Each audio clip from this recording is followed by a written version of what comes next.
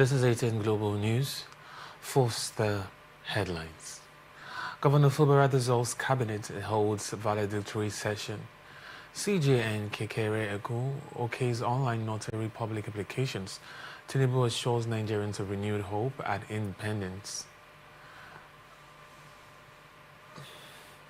FG announces end of Pengassan Dangote rift. U.S. government shutdown begins after Congress fails to reach deal. Atlanta Lords Lukman's impressive show against Broj. Spotify names Burna Boy top Afrobeat artist of the year.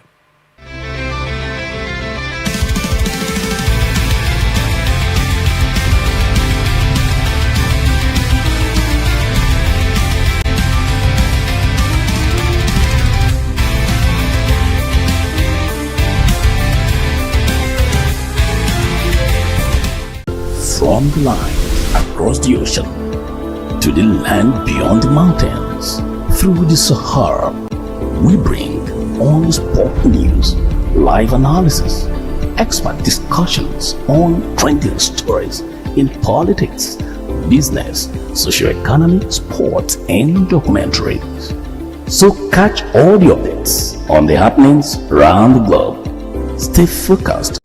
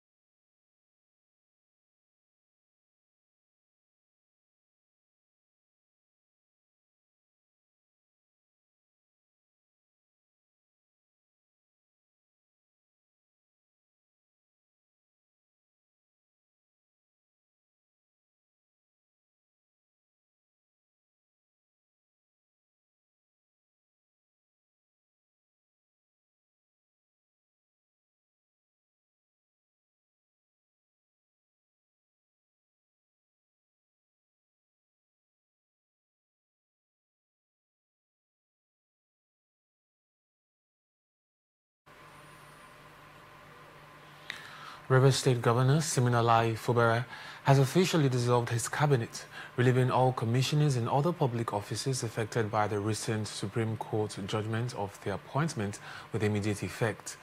The dissolution was confirmed in a statement issued on Wednesday by the Chief Press Secretary to the Governor, Nelson Chukudi.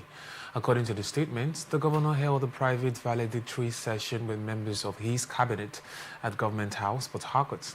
The valedictory session also doubles as part of activities marking Nigeria's 65th independence anniversary. The statement said Governor Fubara used the occasion to appreciate the commissioners for their contributions and dedication to the growth and development of Rivers State over the past 2 years. While highlighting the significance of Nigeria's independence, the governor called on all Nigerians to join hands with President Bola Tinubu in building a peaceful, secure, and prosperous nation. He further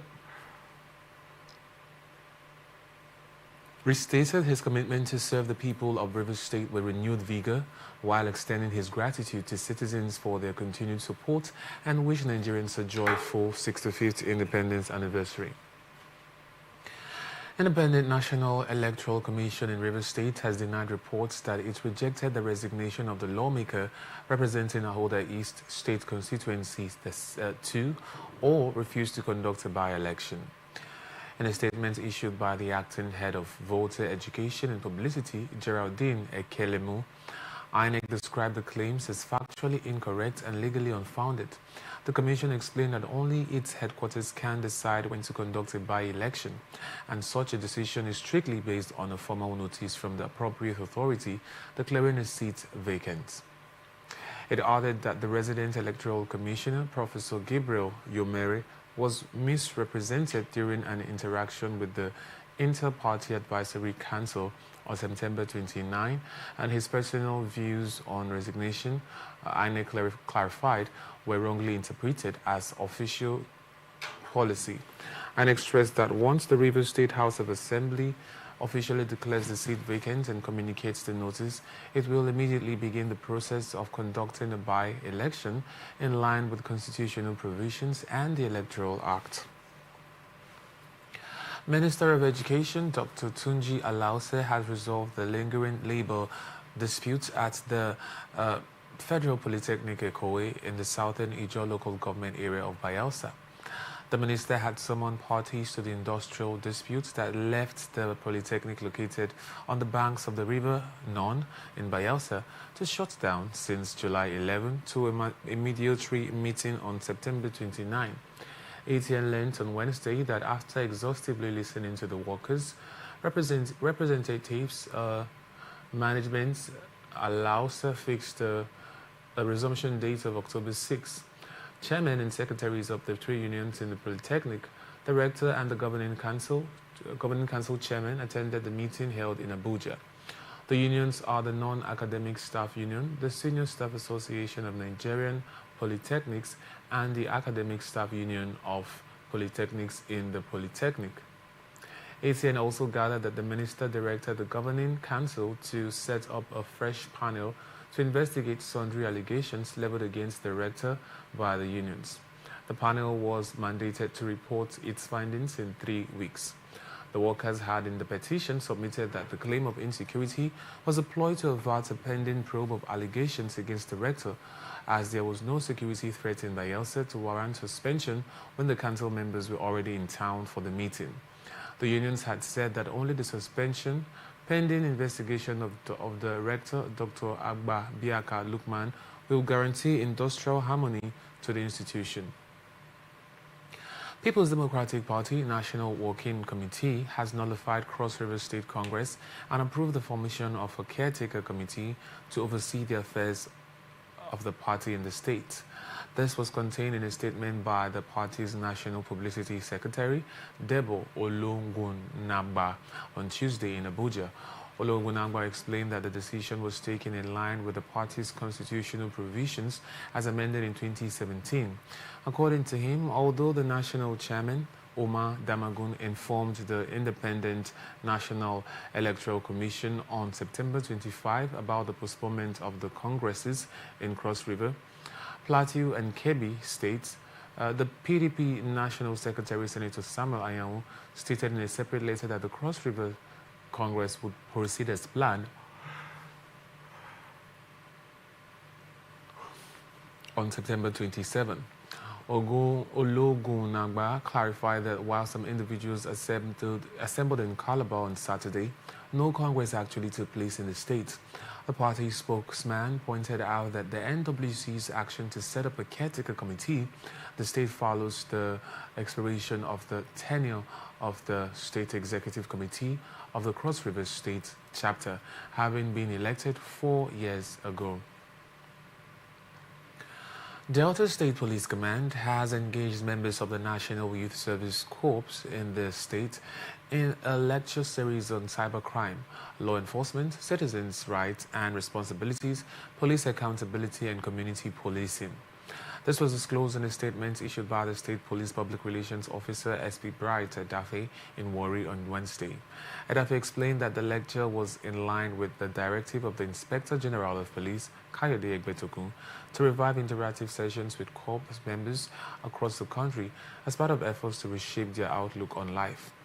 According to him, the Commissioner of Police in Delta State, CP Olufemi Abaniwanda, directed him to deliver the lecture at the NYSC orientation camp in commemoration of Independence Day. Nigeria marks its Independence Day on October 1 each year, celebrating the nation's liberation from British colonial rule in 1960. The session was described as an insightful and interactive engagement during which Corps members asked questions and received clarifications on various issues. It added that the police provided Corps members with avenues for lodging complaints, including dedicated phone numbers in cases of misconduct or abuse by any officers. Federal Road Safety Corps has strongly denied allegations made by human rights activist Okoye Chuka Peter of the Center for Human Rights Advocacy and Wholesome Society regarding the operation of its mobile court in Ubakala, Abia State. FRSC also denied imposing arbitrary fines on offenders or acting outside its constitutional jurisdiction. A statement signed by J.K. Igboneku, the Sector Public Education Officer of Abia State Sector Command, described the report as a baseless falsehood against the FRSC. The statement described the report as a deliberate attempt to tarnish the image of the Corps and undermine its constitutionally backed and legally constituted mobile court sitting in Ubakala, Abia State. FRSC explained that every case heard at Ubakala Mobile Court followed due legal procedures where offenders were informed of their rights, had their charges clearly read out to them, and offered the opportunity to be heard before decisions were taken. It dismissed the claims that the mobile court in Ubakala was solely manned by FRSC, saying that it is legally composed of a presiding magistrate duly assigned by the Abia State Judiciary Court clerk, prosecuting legal officer representing the corps, FRSC law enforcement officers, marshals, with police maintaining order.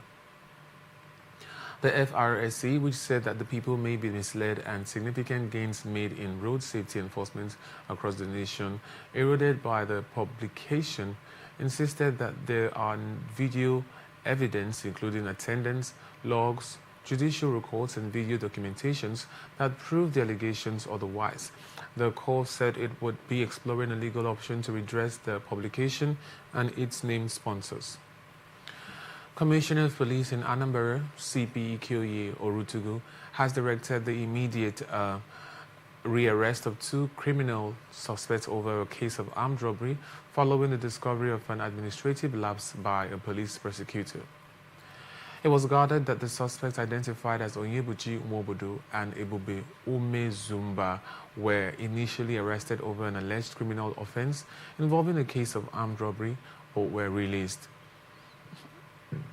In a press statement on Wednesday, the spokesman for the Anambra State Police Command, SP Tochukwu Ikenga, said the case took a new turn when a new testimony by victims identified the suspects as active participants in the case of armed robbery.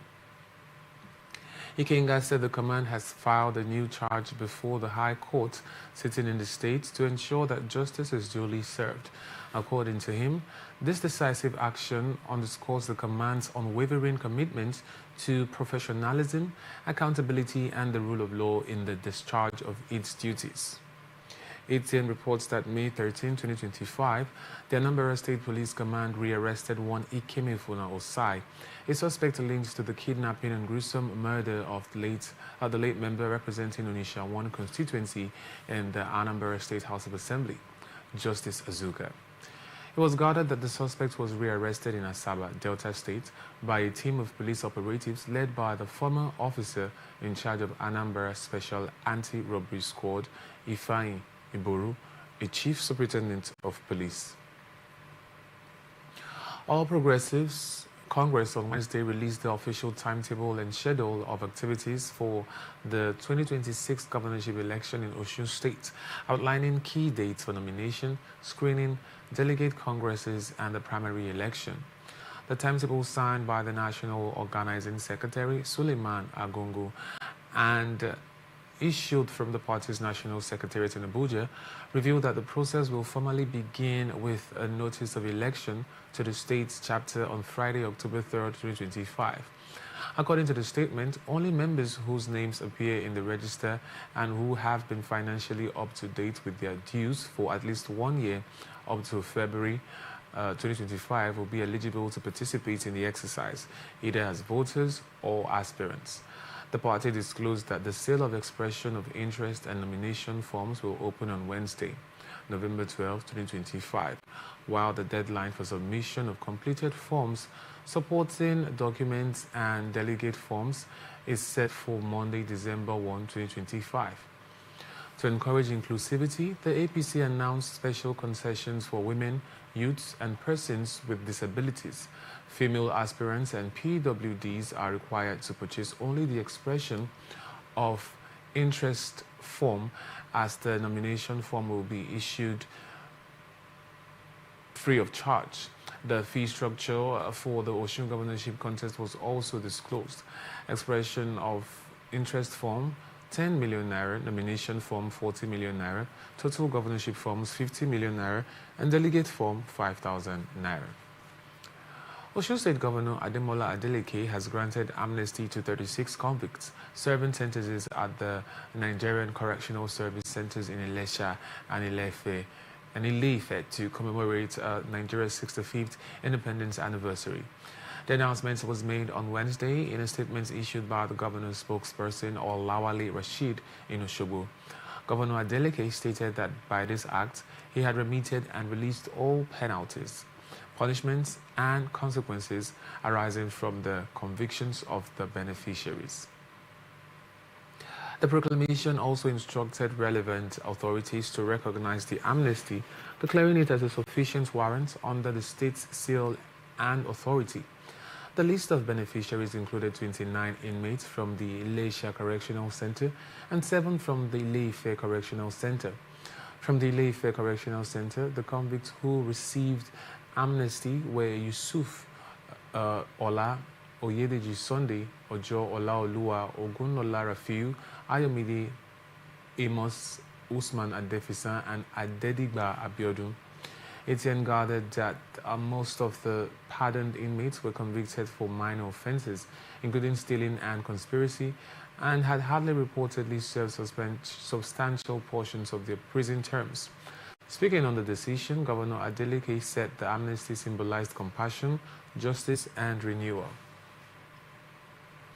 Association of Resident Doctors at Ladoke Akintola University of Technology Teaching Hospital of Ogbomoso, Oyo State, has suspended its indefinite strike after 2 months. The doctors announced the decision on Wednesday in response to assurances given by Oyo State Governor Seyi Makinde during his visit to the hospital on Tuesday, September 30th. The doctors made this known in a letter addressed to the Chief Medical Director of the hospital, Professor Ola Kulein Olawale, titled Notification of Suspension of Industrial Action. They said they would resume clinical services by 8 a.m. on Thursday, October 2nd. However, they also emphasized the need for sustained commitment from the government. The letter, dated October 1, 2025, was signed by its president, Dr. Adedonko Stephen, and General Secretary, Dr. Mustafa Adedapo. The indefinite strike, which began on July 29, was called over poor working conditions, lack of medical equipment, and welfare-related issues, among others. For weeks, patients in Ogbomoso and surrounding towns had been forced to seek medical attention elsewhere, but emergency and specialist services at the teaching hospital largely unavailable. The suspension of the strike comes as a relief to residents of Ogbomoso and rely heavily on the teaching hospital for affordable care. Kogi State government is mourning the death of victims of the boat accident which occurred on the River Niger. According to reports, the traders were traveling from the Ibaji local government area of the state to Ilushu market in Edo State on the evening of Tuesday, September 30th, 2025, when the incident occurred. A statement by the State Commissioner for Information and Communications, Kingsley Fanwo, on Wednesday said the death toll in the accident had risen to 26. Governor Ahmed Usman Ododo expressed deep condolences to the bereaved families and has directed relevant agencies, including the State Emergency Management Agency, to work with local authorities to provide immediate support and relief to those affected. The governor further assured that the state government would intensify ongoing efforts in collaboration with federal agencies to improve safety measures on its waterways in order to prevent a recurrence of such a tragedy. He called on the Nigerian citizens, especially riverine communities, to always prioritize safety by avoiding overloading and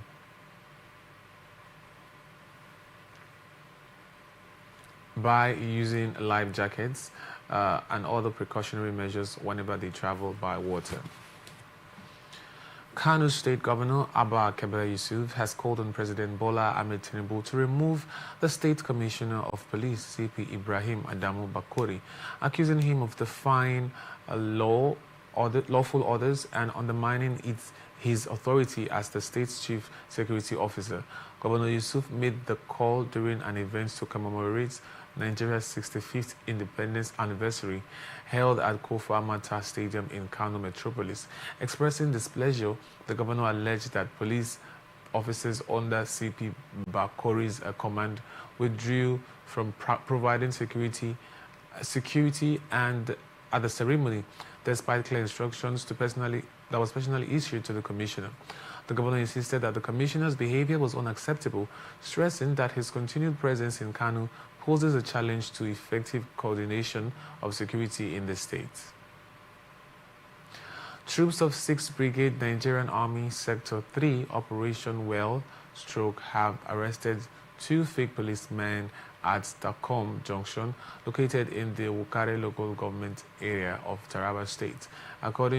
Acting on credible intelligence, troops alongside the National Drug Law Enforcement Agency operatives intercepted the suspects, who were dressed in mobile police uniforms and found with 2 Toyota Hilux vehicles loaded with substances suspected to be cannabis sativa.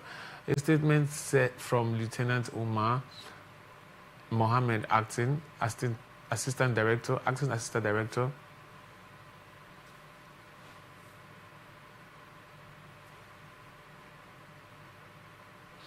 Army Public Relations, 6th Brigade Nigerian Army, says preliminary investigation revealed that none of the occupants are 7 policemen.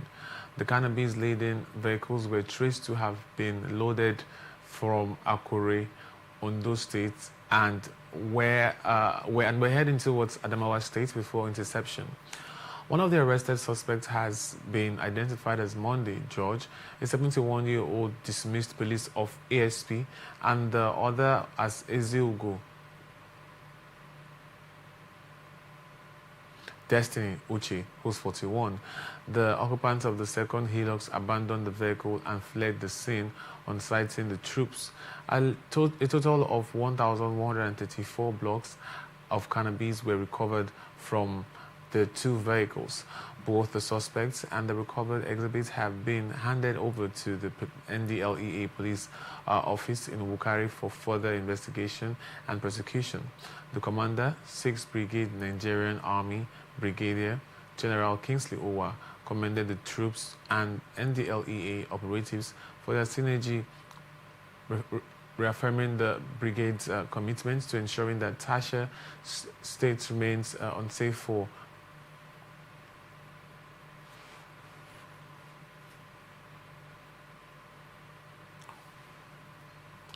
Bauchi State Police Command has arrested 3 suspected kidnappers after foiling a kidnapping attempt in Al-Kaleri local government area and its environs. This was contained in a press release issued on Wednesday by the Police Public Relations Officer Ahmed Wakil. Wakil said the developments was part of proactive measures to tackle insecurity in the state. According to him, the command acted on a distress call received on September 28, 2025 from Maso, Kano village in Jada Pali district, reporting an armed assault by suspected kidnappers wielding AK-47 rifles, and he explained that a combined team of police officers and special hunters swiftly responded to the call and engaged the suspects in a gun duel, forcing them to abandon their captives and flee. Wakil disclosed that during investigations between September 29 and 30th, the command apprehended 3 suspects linked to the kidnapping activities in Al-Kaleri and Kefi local government areas. The suspects include Adamu Amadu, who's 28, Bello Alhaji Musa, 18, and Adamu Alhaji Musa, 29. He said all the suspects who are from Shalolori village near Kefi confessed to the crime, revealing that they conspired with 3 other accomplices still at large to carry out the abduction for ransom. Wakil stated that while the Commissioner of Police Sani Omolori Aliyu condemned the operatives for their professionalism and bravery, he also directed that the case be transferred to State Criminal Investigation Department, Bauchi, for discreet investigation to ensure that all those involved are prosecuted.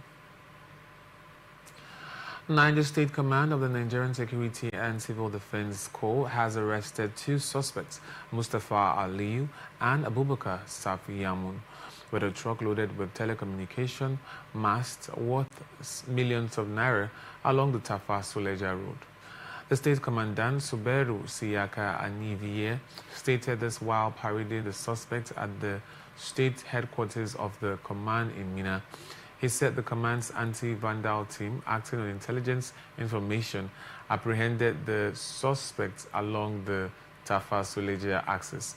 In a separate operation, the NSCDC commandant disclosed that 7 new suspects were arrested for their involvement in illegal mining activities at Kataregi along Bida Road. An EVA stated that the suspects were found with a Sharon vehicle carrying mining products. One of the suspects, Mahmoud Idris, admitted to engaging in illegal mining without a license, hiring laborers and selling Zico mineral to dealers. The state commandant, Suberu Siyaka Anibiye, vowed to make Niger State uncomfortable for vandals, illegals, miners and other criminals, while assuring that the command will work closely with other security agencies to ensure a crime-free society. He assured the command's commitment to protecting the state's assets and infrastructure and applauded the Commandant General Ahmed Abubakar Audi and Niger State Governor Mohammed Umar Bago for their unflinching support to the command. An EVA further assured the public that the command will continue to collaborate with other security agencies to ensure a crime-free society and safeguard the state's assets and infrastructure. You are watching the Global News and Atlantic Television Network. We will be back after this break. Please stay with us.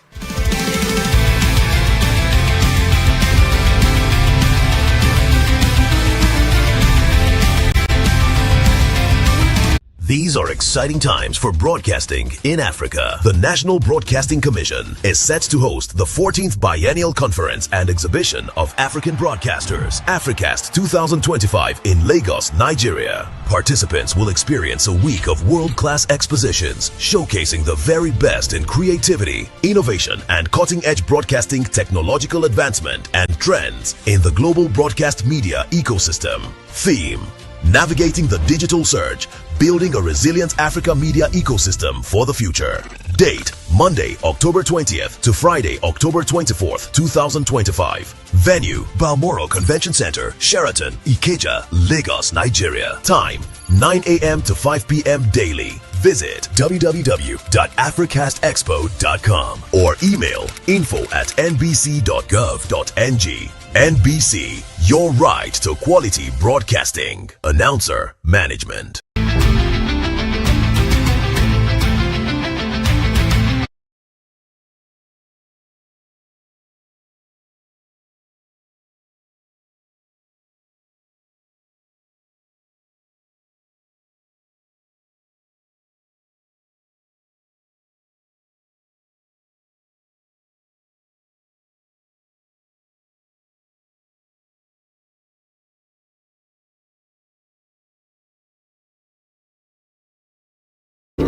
To the land beyond the mountains, through the Sahara, we bring on sport news.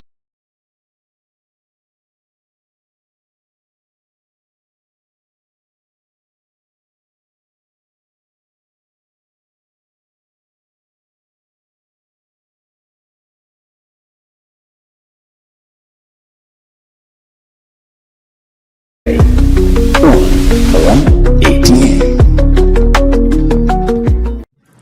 As we celebrate Nigeria's Independence Day, it is important not only to reflect our journey as a nation, but also to consider how we have related with the rest of the world since October 1st, 1960. Nigeria's foreign policies tells a powerful story, a story of struggles, achievements, setback, and resilience. At independence, our leaders understood that Nigeria was not only an ordinary country. With our large population, abundant resources, and a central position in Africa, the world expected us to play a major role internationally. Prime Minister Sir Abubakar Tafawa Balewa made it clear that Nigeria will stand for peace, for justice, and for friendship with all nations. But above all, Africa will be the cornerstone of our foreign policies. In the 1960s, Nigeria joined the United Nations, contributed troops to peacekeeping mission in Congo, and took strong position against colonial rule. During the Cold War, Nigeria adopted a non-aligned path, refusing to be tied to either the East or the West, while defending Africa's freedom. After the Civil War ended in 1970, Nigeria re-emerged with boldness. The oil boom gave us new influence, and the 1970s became the golden era for Nigerian foreign policies. Leaders like General Murtala Mohammed and General Olusegun Obasanjo championed the fight against colonialism and apartheid. Nigeria supported liberation struggle in Angola, Zimbabwe, Mozambique, and Namibia, even when it meant clashing with powerful Western countries. In 1975, Nigeria co-founded ECOWAS, a body that still shapes West African politics today. This period cemented our reputation as a giant of Africa with a voice that carried weight across the continent. When President Shehu Shagari came into power in 1979, Nigeria maintained East African-centered focus, but declining oil revenues reduced our ability to sustain large foreign policies ambition. Still, the principle of African First endured. 1980s and 90s were turbulent. Nigeria led peacekeeping mission in Liberia, Sierra Leone through ECOMOG, carrying much of the financial and military burden.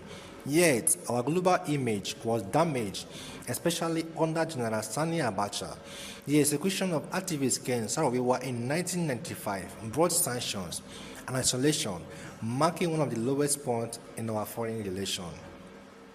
The restoration of democracy in 1999 opened a new chapter. President Olusegun Obasanjo reconnected Nigeria with the world, rebuilt friendships, secured a debt relief, and made us active again in international organizations. Nigeria took part in peacekeeping mission in Doha and other parts of Africa and played a key role in strengthening the African Union. Our foreign policies regained respect and recognition. In 2010, foreign policy shifted towards security and economics. The rise of Boko Haram made international security cooperation a top priority. Nigeria deepened ties with China, the United States, and Europe to encourage investment and trade. We also defended democracy in Africa, notably in the Gambia in 2017, when Nigeria helped ensure a peaceful transfer of power. Today, Nigeria continues to balance global ambition with domestic challenges. We remain at the forefront of ECOWAS, responding to coups in Mali, Burkina Faso, and Niger. We engage with global partners on climate change, migration, counterterrorism, and economic cooperation. Foreign policy today is not only about peace and diplomacy, but also about attracting investment, expanding trade, and building Nigeria's role in a fast-changing world. For an independence today, Nigeria's foreign policy has been triumph, setback, and moment of isolation and of respect. But through it all, one of the principles has remained constant. Africa will always be the centerpiece of Nigerian foreign policy. As we celebrate our Independence Day, let us remember that Nigeria's place in the world is not only shaped by our leaders, but also by the strength of our people, our values, our commitment to peace, justice, and progress. I am Johnson Wale, Atlantic Television Network. From the line across the ocean to the land beyond the mountain.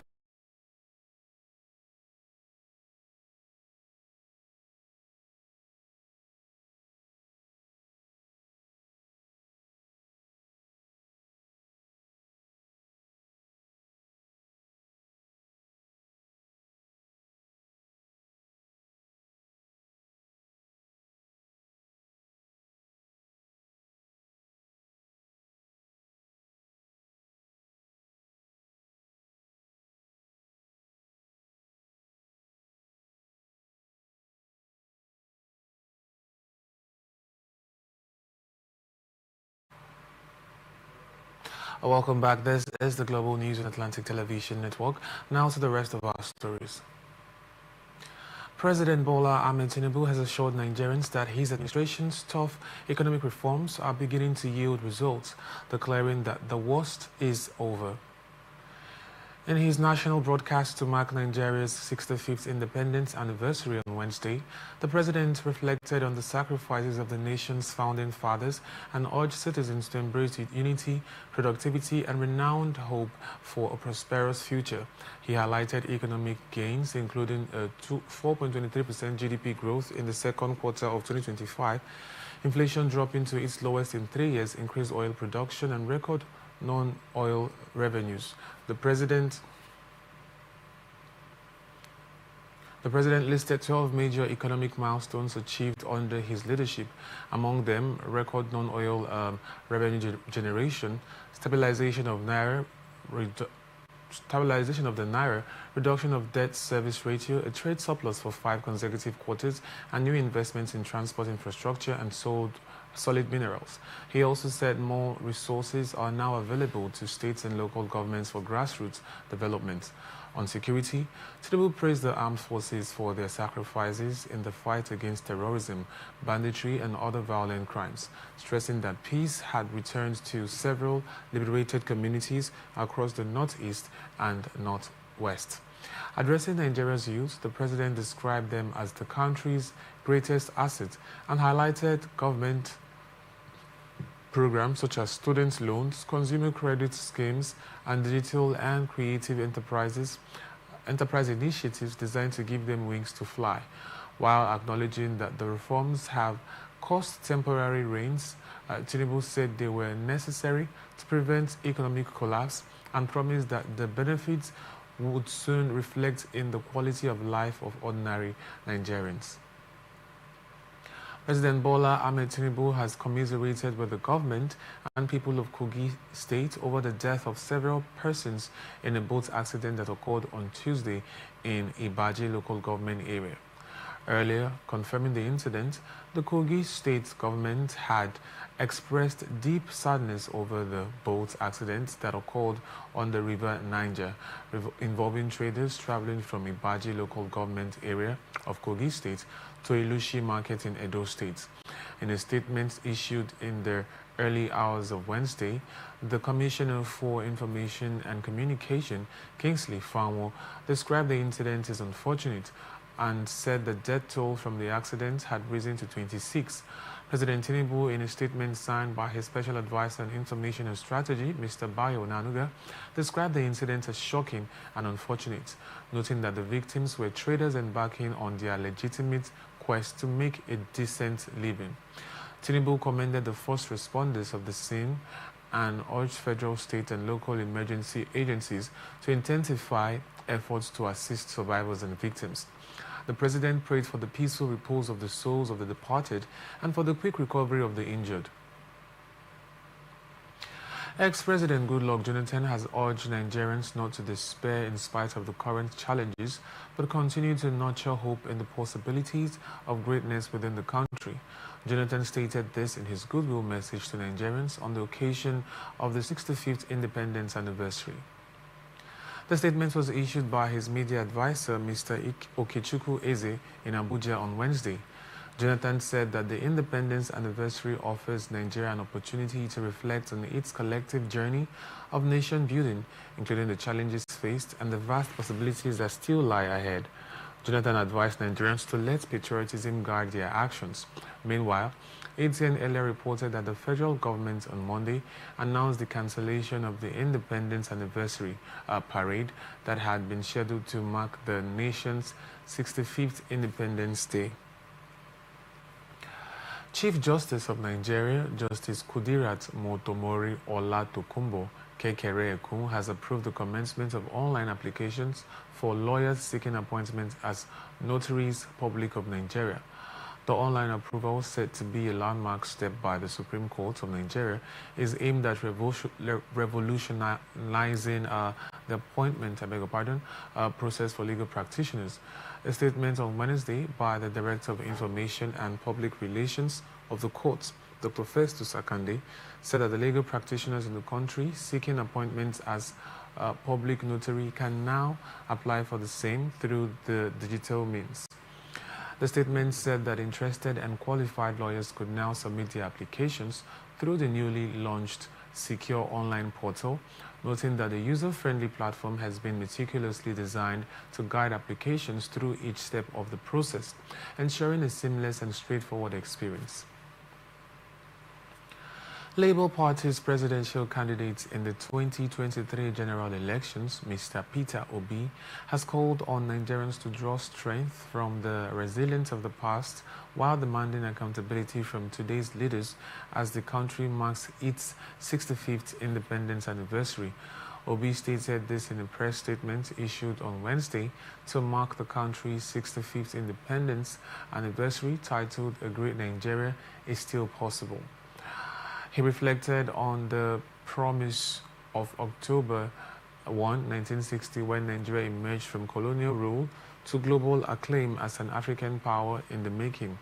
He recalled that Time magazine once predicted Nigeria's rise as a true African superpower, noting that the founding fathers fought for freedom with passion and determination to build a nation of prosperity and pride. Obi lamented that decades of poor leadership had derailed that vision, with the situation worsening under the current administration. The former Anambra governor criticized what he described as extravagant government spending amidst widespread poverty. He pointed to billions allocated for new jets, yachts, luxury cars, and renovations of official residences, contrasting them with merged budgets for healthcare, education, and science. Obi further highlighted the impact of reckless borrowing, crippling insecurity, and widespread corruption, which have deterred investment and deepened hardship. Troops of the Joint Task Force Northeast Operation Hadinkai have sustained pressure against insurgents, recording major successes between September 21 and 27 across Borno and Adamawa states. Within the period, 14 terrorists were neutralized in coordinated operations at multiple locations, alongside the recovery of several weapons, explosives, and other items. On September 27, troops on offensive operations killed 11 terrorists at Loskori Kura in Mafa local government area, seizing 4 AK-47 rifles, assaulted ammunition, and a cache of drugs. On the same day, another terrorist was neutralized during a night raid in Kodunga local government area. Earlier on September 22, a Boko Haram scout was taken out at Kolorin Karumi, west of Alau Dam in Konduga local government area, while a fighting patrol in Zar village, Hong local government area of Adamawa state, recovered 1 AK-47 rifle. On September 24. Troops at Forward Operating Base Magumeri also intercepted another rifle from 2 suspected kidnappers on September 25. Soldiers at Forward Operating Base Azer in Damboa repelled a large-scale assault, killing 1 insurgent and recovering 3 AK-47 rifles and materials for improvised explosive devices. In a bid to choke off terrorist logistics, troops intensified interdictions. The military high command lauded the troops' gallantry, and reaffirmed its commitment to sustaining aggressive operations to rid the Northeast of terrorism. Inspector General of Police Kayode Egbetokun has directed the full enforcement of the tinted glass permit across the country beginning Thursday, October 2, 2025. According to the police, the move is in line with the Motor Vehicles Prohibition of Tinted Glass Act 2004, a key security regulation aimed at curbing criminal activities and safeguarding public safety. The IGP noted that the grace period earlier given to motorists to obtain or renew their permit has expired.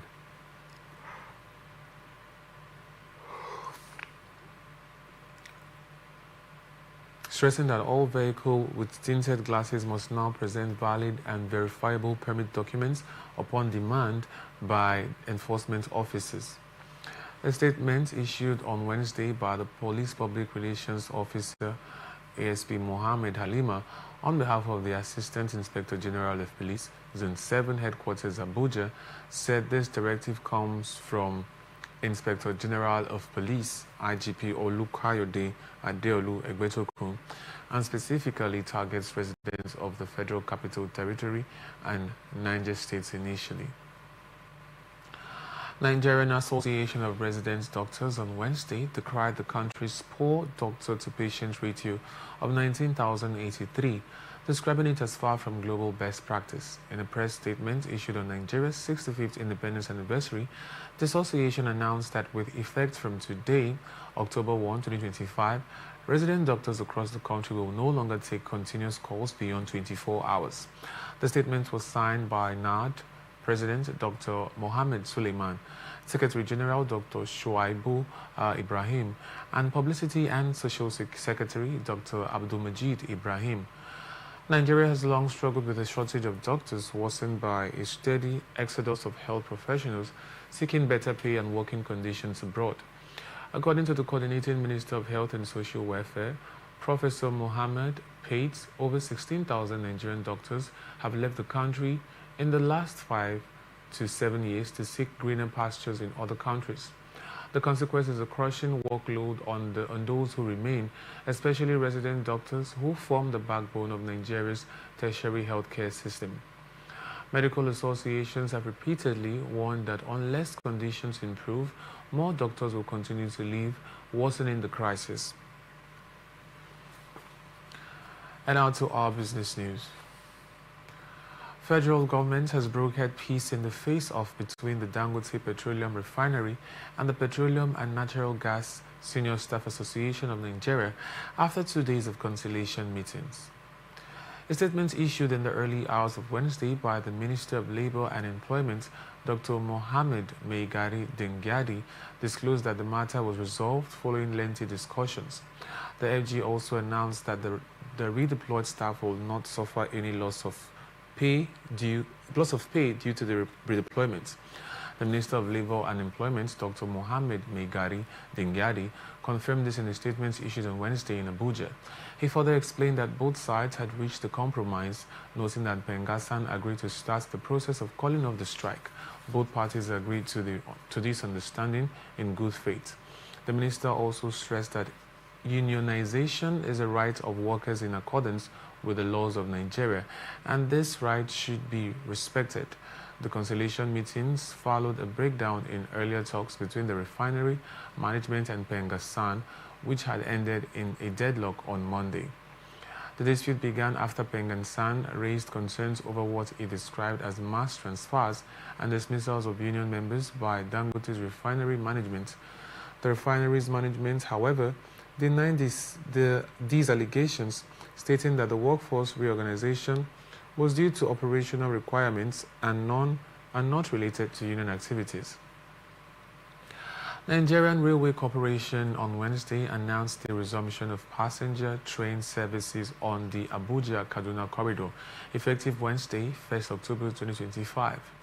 A statement by its Chief Public Relations Officer, Callistus Onyemadu, said commercial service will recommence following the successful completion of all required safety, technical and operational checks.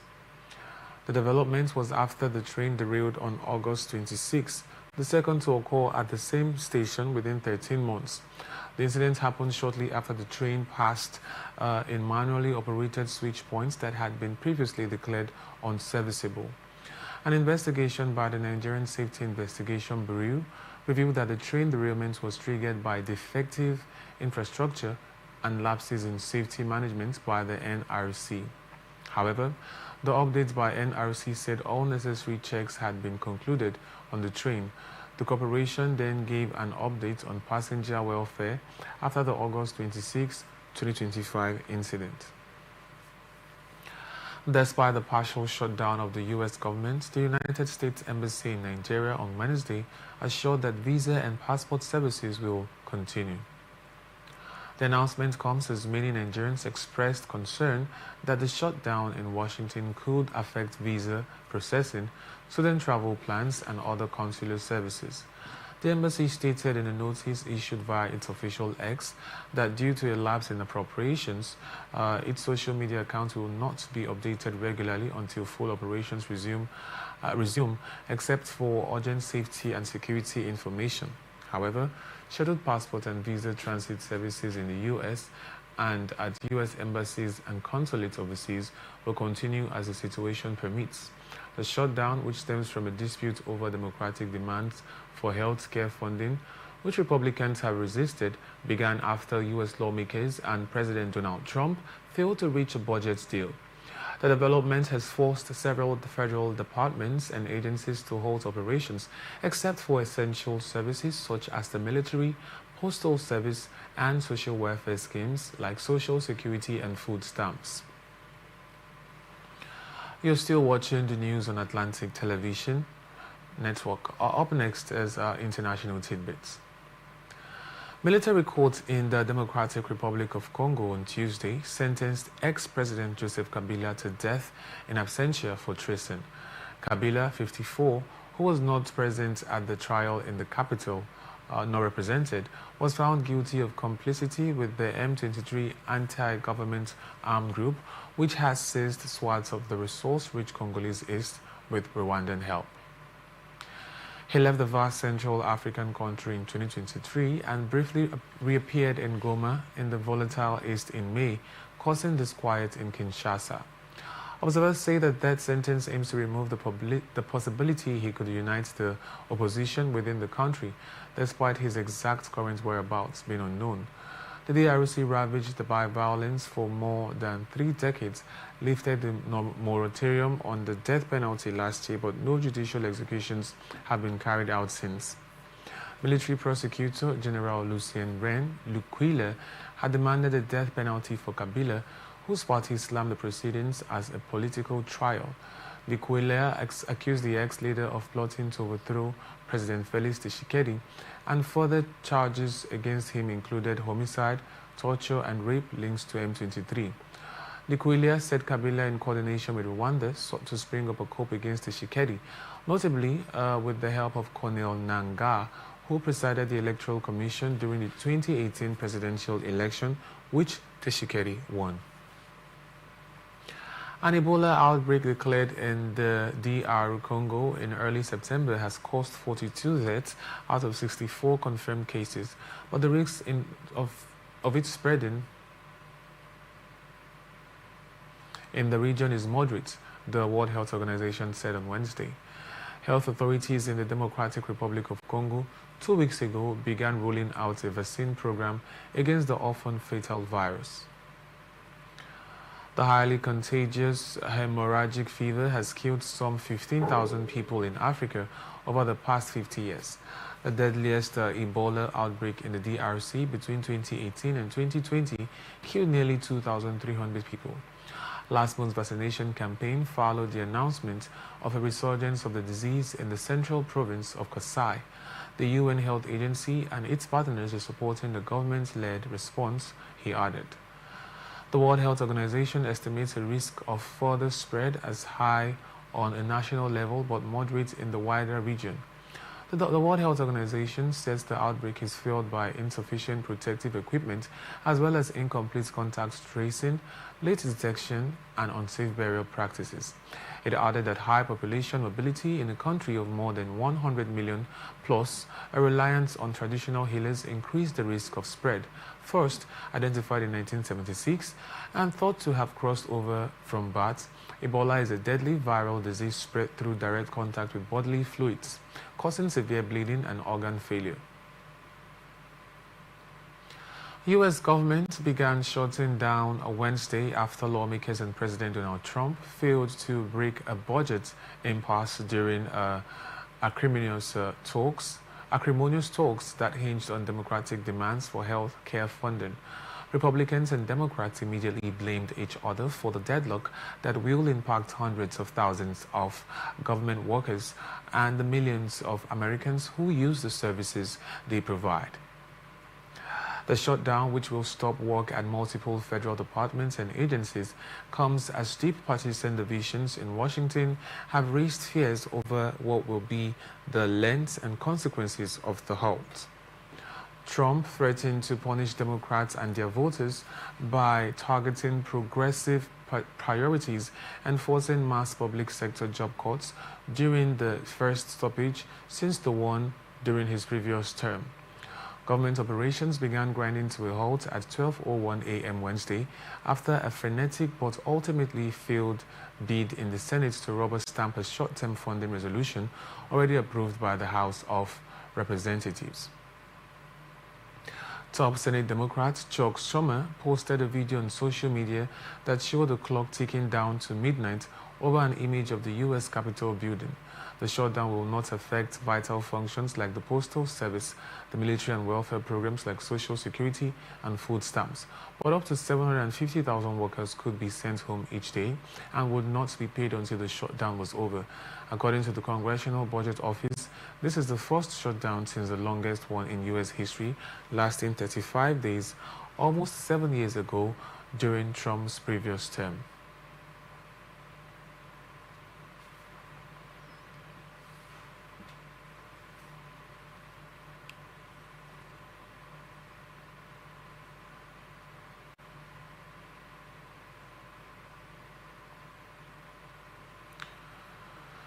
And now to our entertainment news. Streaming giant Spotify has released a list of 2025 top Afrobeat artists. The list is entirely occupied by Nigerians, with Burna Boy as #1. The platform ranked Rema as #2 and Wizkid as #3. Asake and Rock Nation's latest signee, Ira Star, completes the top 5. Davido, who is widely regarded as one of the Afrobeat's big three, along with Wizkid and Burna Boy, was conspicuously missing from the list. Spotify also released a list of the countries consuming Afrobeats the most in the year. The United States topped the list, followed by Brazil, France, United Kingdom. Nigerian singer and songwriter Tems, born Temilade Openi, has made history as the first female Nigerian artist to have a single sell over 10 million units in the United States.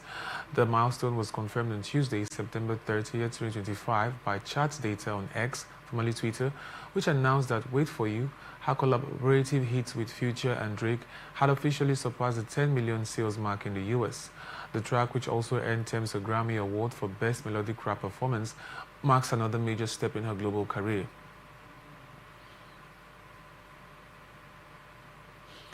She also became the first African female artist to reach 1 billion streams on Spotify, reinforcing her growing dominance in the international music scene. Tems rose to global recognition in 2020 after featuring on Wizkid's hit single Essence, which broke into the Billboard Hot 100 and earned multiple Grammy nominations. She began her career in 2018 with her debut single, Mr. Rebel. In a recent post on X, after performing in Kenya, Tems wrote, "Kenya, the love has been insane. I love you so much. Till next time."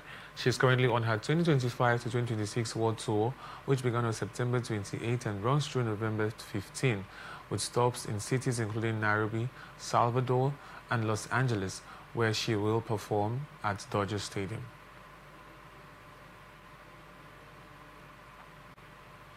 And that's the global news for tonight. Before we go, another look at the major stories. Governor Fubara dissolves cabinet and holds valedictory session.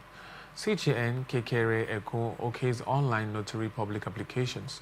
Tinubu assures Nigerians of renewed hope at independence anniversary. FG announces end of Pengasan Dangote Rift. U.S. government shutdown begins after Congress fails to reach deal. Atlanta Lords Lukman's impressive show against Broad. Spotify names Burna Boy top Afrobeat Artist of the Year. I am Francis Neka. Thank you for watching. You can follow us on our social media platforms on Twitter at Atlantic TV Net, Facebook and YouTube at Atlantic Television Network, on Instagram at Atlantic TV Network. Peace and unity are the pathways to progress. Thank you for watching.